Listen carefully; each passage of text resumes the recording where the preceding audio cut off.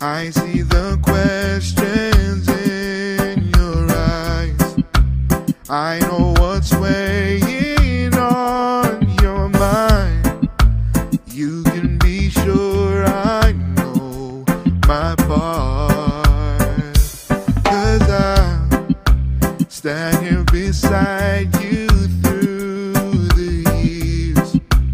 You only cry those happy tears, and though I make mistakes, I'll never break your heart. And I swear by the moon and the stars in the sky, I'll be there. And I swear, like the shadow that's by your side, I'll be there. For better or worse, till death do us part. I'll love you with every beat of my heart, I swear.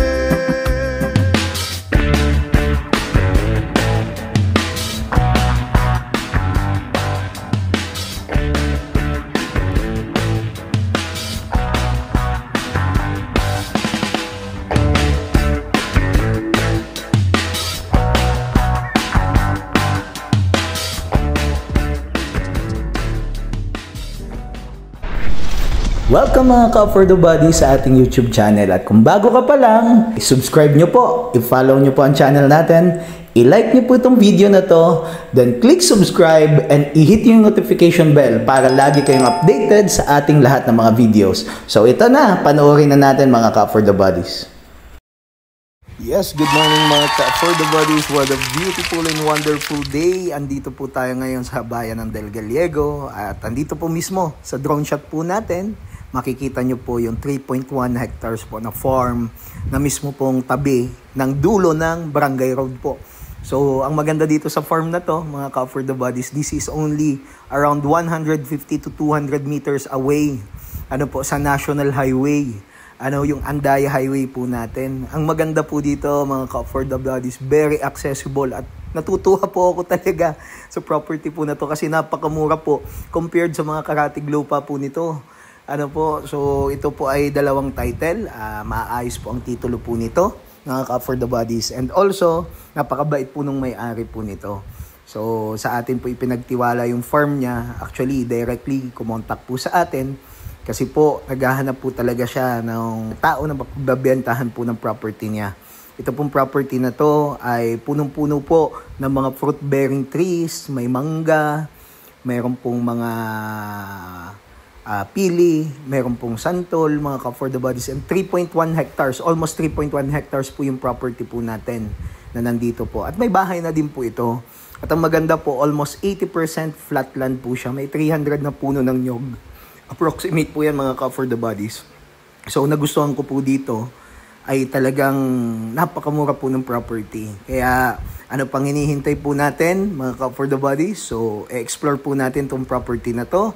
At ayan po, makikita po ninyo yung National Highway po natin. Ayan, walking distance lang po siya mula po dun sa National Highway hanggang dun sa property po natin. So, binabati ko po yung mga subscriber po natin, mga followers po natin na masugid na nagsusubaybay. So, tara, explore po natin yung property para makita mo at baka ikaw na ang magmay-ari po nito.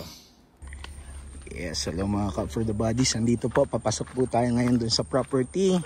So, ito po ay loob na po ito mismo. So, mula po dun sa boundary po natin. At ang napakaganda po dito mga ka-For The Bodies ay ito po ay almost 200 meters lang from National Highway. Then may sarili na po siyang kalsada. So, ito na po yung loob mismo ng property. So, yan po nilalakadan natin na yan. Kasama natin yung tao natin, nandyan po. Ayan. Pakaganda po nitong property na to kasi patag po siya. Flat po siya. Tapos may bahay na siya. Then meron pa po siyang source of water. At hindi isolated yung area. So kung makita nyo kanina, almost tabi niya lang po yung government project po na building. Ito po yung ulingan nila. Diyan po nag-uuling. So, madami naman pong puno mga ka for the buddies. May mga puno ng mangga, mga fruit bearing po, pili. Pili ano? Mahogany pala, sorry. Nagugulo na ako sa pilit mahogany ay. Tapos may mga kawayan po ay may mga puno po ng mangga. So ito po talaga, sadyang ito lang yung portion na nalinisan kasi naiwan po ito dun sa anak na babae ng may-ari. So babae po nagme-maintain kaya minsan po hindi nalilinisan ng maayos po talaga. Pero all in all, pagdating sa ano po, topographical layout ng property, para sa akin kung ako tatanungin po, ganda po. Ayan, dito po tayo. Ayan, meron pong may di pababa po dyan. Oo. Best na farm to. Ang nara, ilang nara yan. Nasa ilan ang nara nito? Parang 3 puno po yung malaki yun. 3 punong nara. Kawin pa. Oo.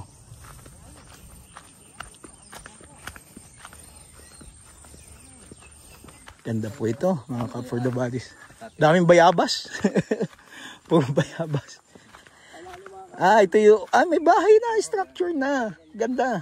Ayan ang mga ka for the buddies. Ayan po. Ganda po. Ayan. So, mga nasa 80% flat area po ito. May puno ng bayabas. May bahay na. Kaya walang problema. May baka na. Hindi kasama yung baka. Wag yung baka. Ayan ho. May kalapit bahay to. Yung katabing lupa, yung kabila. Ganda oh, malinis na. May mga halaman pating ano oh. Anong halaman yan?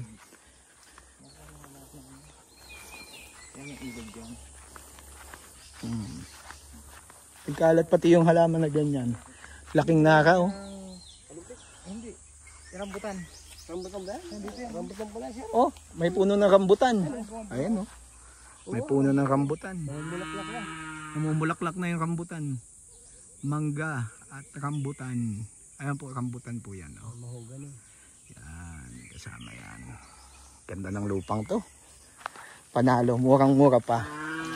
Kasi compared dun sa ibang properties ho natin mga ka for the buddies, ito po ay almost tabi lang ng National Highway. Actually, pag galing ka po sa ano po, pag galing ka po sa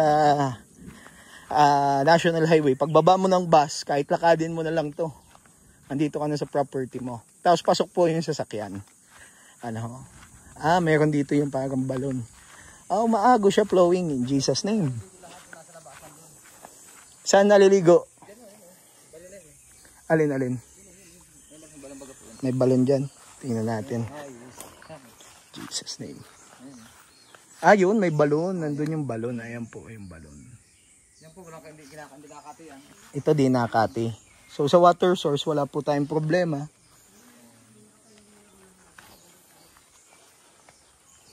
Yan po, flowing po siya. So may sapa po siya dito na maliit. Di nakakati papunta po dun yung sapa. Ayan.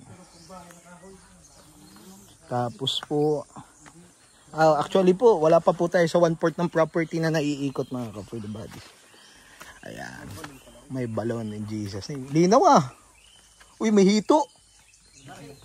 In Jesus name. Kaya kabati. Ayan.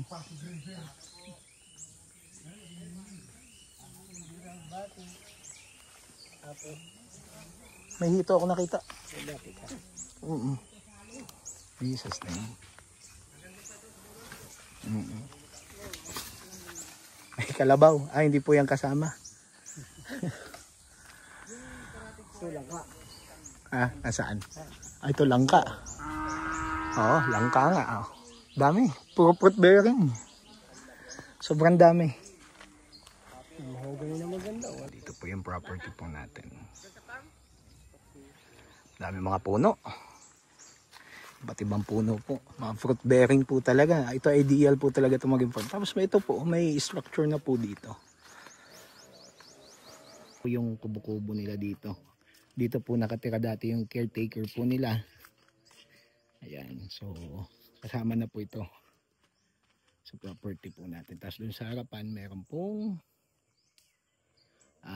tawag po dito, meron pong ulingan. Nasa 300 na puno po. Ang daming puno, mga ka-for the bodies, iba't iba. Pakaganda po nito.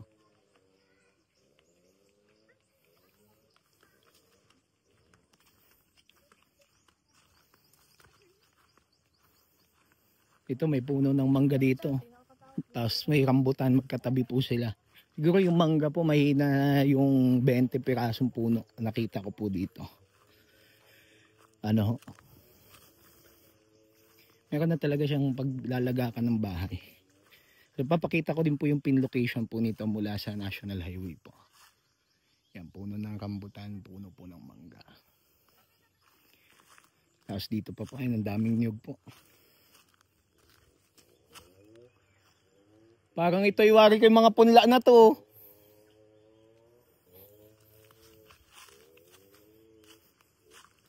Ayan, puro puno ng niyog, ang dami po.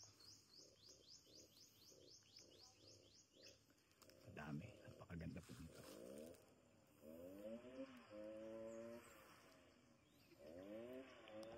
Ayan po, may malaking puno po ng nara, this property. Po, may mga tao din po, may mga naglalabada. So madami po kayong kapitbahay dito po, hindi isolated yung area.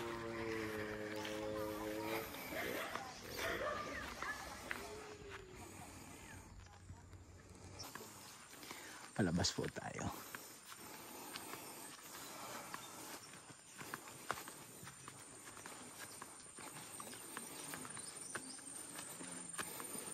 Actually, malawak yung property. Kung lilinisan, tataniman ng maraming puno, madami pong magagawa dito. Madami naman pong puno. Dami puro fruit bearing. Madami pong mga kawayan, may mga panggawa na po ng bahay. So, may way din po dito papunta doon sa Nyugan isa. Yan. Yan, daming mahogany po.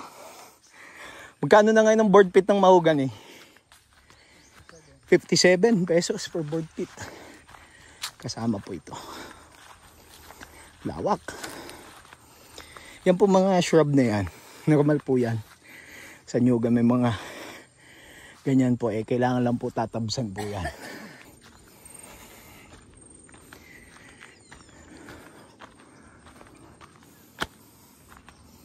Po yung ulingan nila. Palabas na po tayo ngayon. Ito po, saka pa po ito ng property. So lahat po ng dinadaanan natin, property titled po ito. Napaka transparent tong may-ari. Ay nako po, ang ganda nito. Panalo makakabili nito. Nagustuhan ko po dito, ang daming fruit bearing po, iba-iba. Daming mangga ko nakita. May mga pili, mahogany, niyog. Estimated ko po mga nasa 300 na niyog po ito kasi may mga matatandang niyog na po. Ayan, kagaya niyan. Putol na po.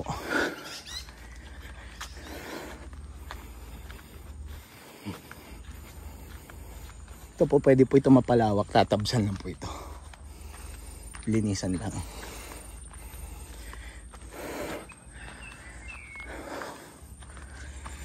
Mga nyugan na yun, kasama yun ano?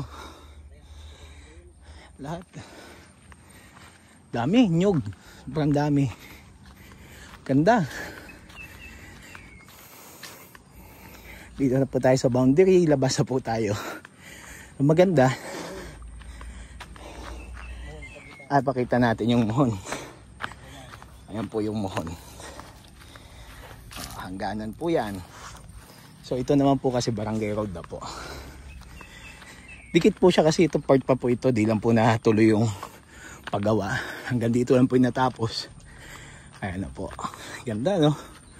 Isa, para kami sariling daan. Exercise. Ayan mga Cup for the Bodies. Nandito na po tayo sa dulo ng barangay road. So nasa 200 meters po. Ayan po yung kabila naman. Barangay road din po yan. Okay, ayun lang po National Highway oh. Nasa baba lang. Ayan na po, national highway na po yan. So ito po kasing road na to, dito po yung daan nyo, i-connect po yan doon papunta sa baba. So once na mabili nyo po yung property, hindi nyo na po problemahin yan dahil sagot na po natin yan. Pakita ko po sa inyo sa drone shot mga Cub for the Buddies. Yes mga Cub for the Buddies, ito po yung national highway po natin, Andaya Highway po.